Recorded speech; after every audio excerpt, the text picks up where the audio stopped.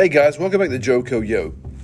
And I mean, I may be a bit repetitive when I say what I'm about to say, but dude, this episode, wow. I mean, I know I said that about the last one, but that only speaks to my enthusiasm of the subject. But this one, especially if you're a big fan of music, y'all, this one you're going to want to listen to.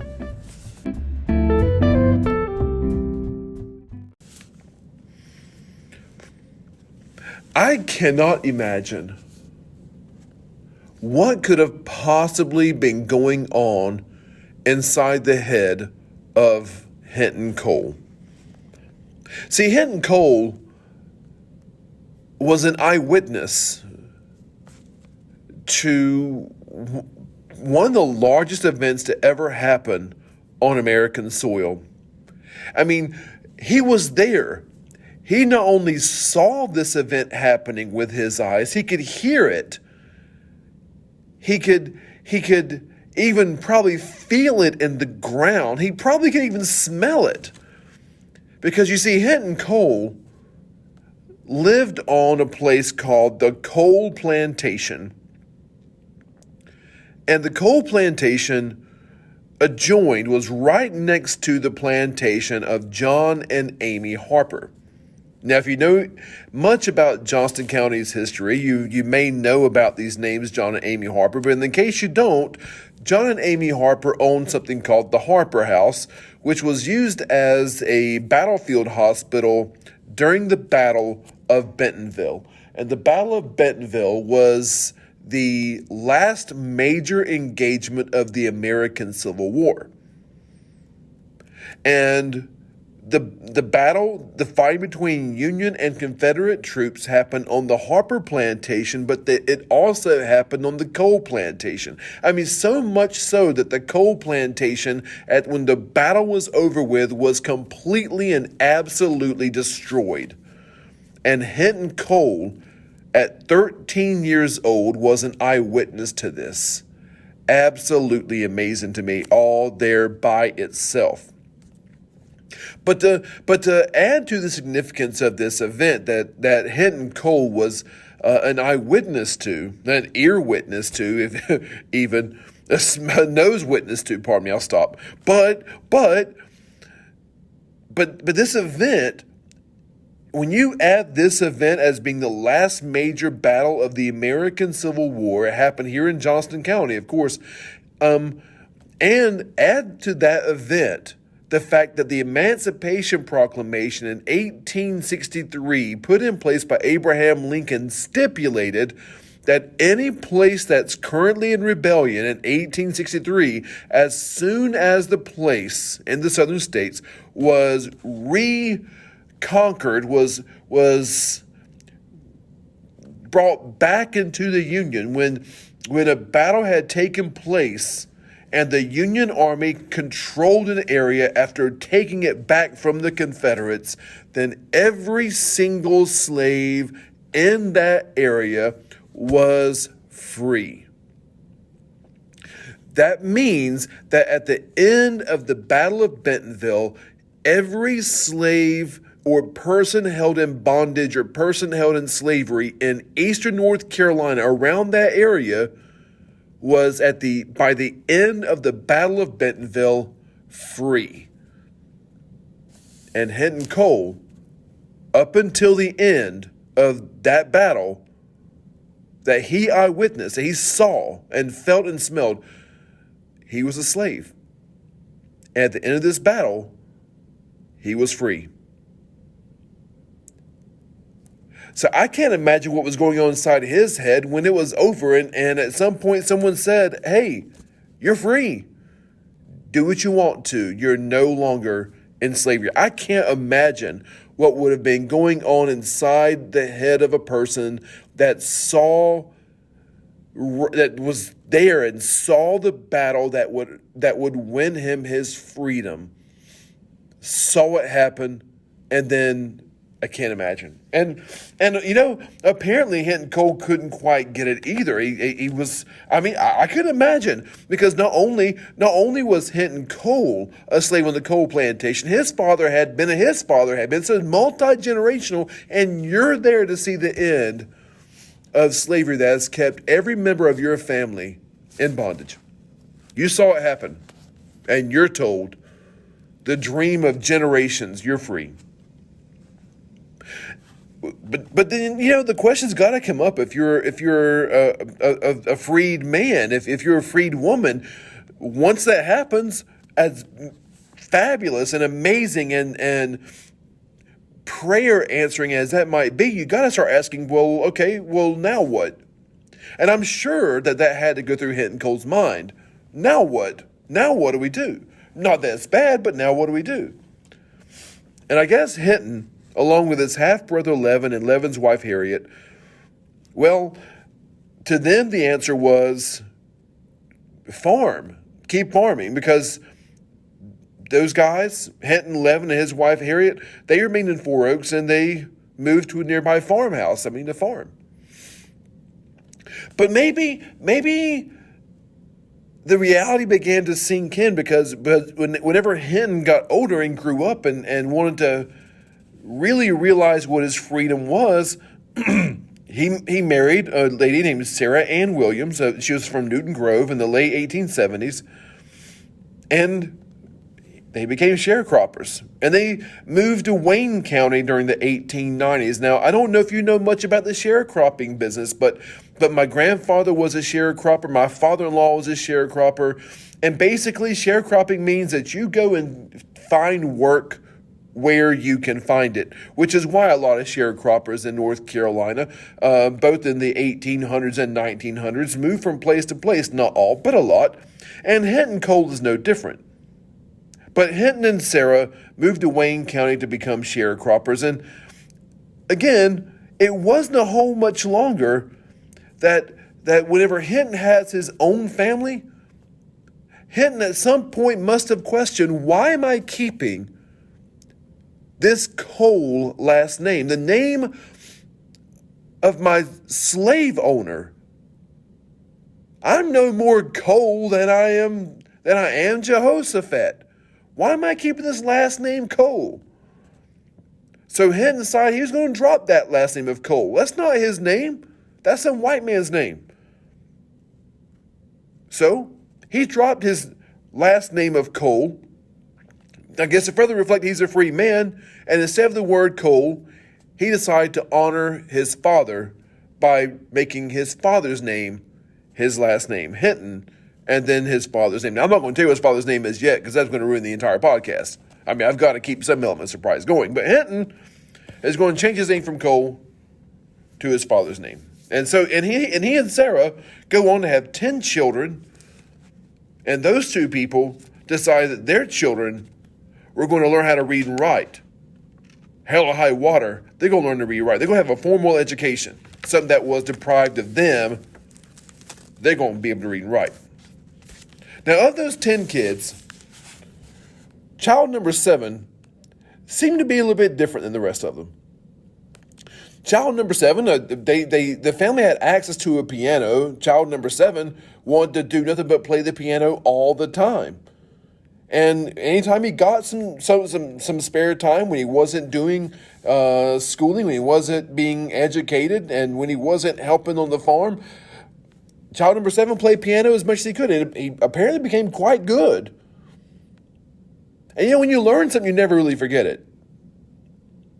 But child number 7, the grandchild, or the child of Hinton Cole, this child decided that when he grew up, he wanted to have his own life too. Now, I can imagine and you can probably imagine as well, that there's not a whole lot of jobs for piano players in North Carolina after Reconstruction. So, but you got to eat. So, child number 7, even though he knew how to play the piano doesn't pay the bills, he moved to Rocky Mount when he became his own adult, looking for work. And while he was in Rocky Mount, this child of Hinton While he's at Rocky Mount, he met a lady named Barbara Batts. And while they're in Rocky Mount, they had 3 children, a girl and 2 boys. Again, still, Rocky Mount held little promise for many African Americans in the 1920s, so he, like millions of other African Americans, took part in something called the Great Migration, moving from the South to northern cities looking for work. Hinton's child, this child number 7, who's now an adult, and his family moved to, again, like millions of other African Americans, moved to New York City, eventually settling in the black enclave of San Juan Hill in 1922, just in time for the Jazz Age and the Harlem Renaissance. Now, the fact that it was insisted upon that their children had formal educations, just like their parents, meant that Hinton, who was born a slave in Bentonville and Four Oaks, North Carolina, had grandchildren who were learning to read and write in a very active neighborhood in New York City. It was a very musical neighborhood as well. The 1920s dances, the Charleston and the bebop, well, they were born in this same San Juan Hill neighborhood where Hinton's grandchildren were growing up. Now, again, Hinton's kid, the father of these children, as mentioned earlier, was pretty good at the piano and tried to teach his own kids how to play, but it wasn't long before one of the boys was moving far past what his father could teach him and far past his father's abilities on the piano. He was immensely gifted. And so his father, knowing to take opportunities whenever you can get them, arranged for him to have formal piano lessons on top of his actual schooling. And a neighbor of theirs, Alberta Simmons, herself, she had been a gifted performer in her own right in New York City before having children. She took this young kid under her wing and taught him several styles of piano playing, primarily, Fats Waller, but his mother helped teach him how to play some church hymns on their home piano. But everyone could see that this child, this grandson of Hinton was very, very special. Special enough to attend a school for gifted students. Vesta High. By 17, this child was gifted enough to play with a few small jazz groups, but with every performance, he got better and better and better. He was playing so much that something eventually had to give, school or piano, and as a result, the grandchild of Hinton, well, he decided he was not going to graduate high school. He did, however, get so good that he became the house pianist for a nightclub called Menton's Playhouse in Harlem, meaning he earned a regular paycheck for playing the piano, something that his father never did, and something that his grandfather could have never dreamed of. Now, to put that into its proper significance, on top of that, Menton's Playhouse, it's not just any nightclub, it's huge. Menton's Playhouse in Harlem was founded by Henry Menton, and Henry Menton was a giant in this newish jazz movement. Menton was big enough that he was able to hold jam sessions and regularly invite people to play with each other. So what, right? So what? Well, this is why so what. See, some of those artists that he invited to come have jam sessions with, they were assigned to record labels. And record companies regularly oversaw every performance of their talents, and record contracts usually stipulated how many shows that their talents, their performers could perform. And when and if an artist decided to just jam with others on the fly, they could be fined thousands of dollars for a breach of contract. You can't just play when you want to play. Menton was the first black delegate to the American Federation of Music, which is even to this day, the largest union in the world for professional musicians. Nobody would find musicians that jammed at Menton's Playhouse as a result. Other places, sure, don't you dare. But Menton's, well, he's immune. That meant that jazz musicians at Minton's and Minton's only, could jam with the best and brightest musicians without fear of consequences. As a result, people like, get this, Dizzy Gillespie, Charlie Parker, Miles Davis, Fats Navarro, Dexter Gordon, Art Blakey, and Max Roach were regular players at Minton's. And the grandson of a former Johnston County slave was the house pianist. That's tremendous. He played with them all, and that's seriously, ridiculously cool enough. But of course, the story doesn't end there.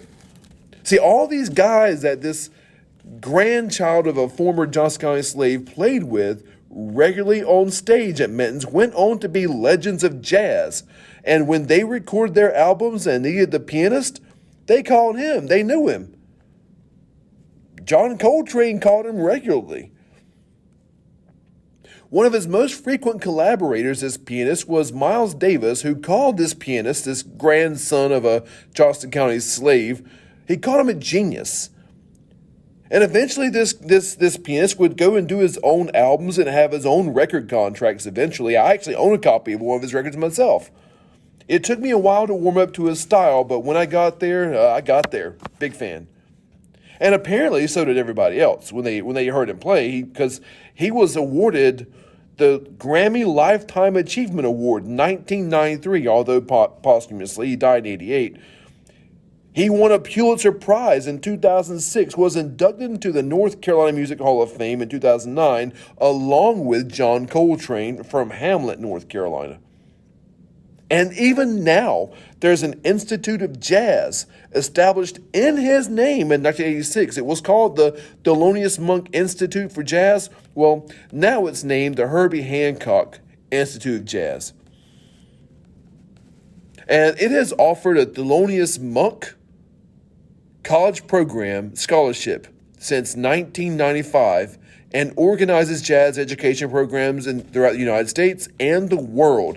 This institute is currently housed at UCLA Herb Alpert School of Music, and they put on several concerts per year and also, again, have full scholarships. Thelonious Monk, jazz giant, got his introduction to piano from his father, also named Thelonious Sr., who learned to play from his own father and mother, witnesses of the Battle of Bentonville slaves, and the life of Johnston County sharecropping as free people. And ladies and gentlemen, Thelonious Monk. Grandfather was named Hinton Cole, changed his name to Hinton Monk later. I know that family also produced several educators of their own that stayed here in Johnston County, teaching kids well into the 60s and 70s, and there's that. So, new episode coming up soon. Really enjoyed this one. Y'all have a great day. Be good.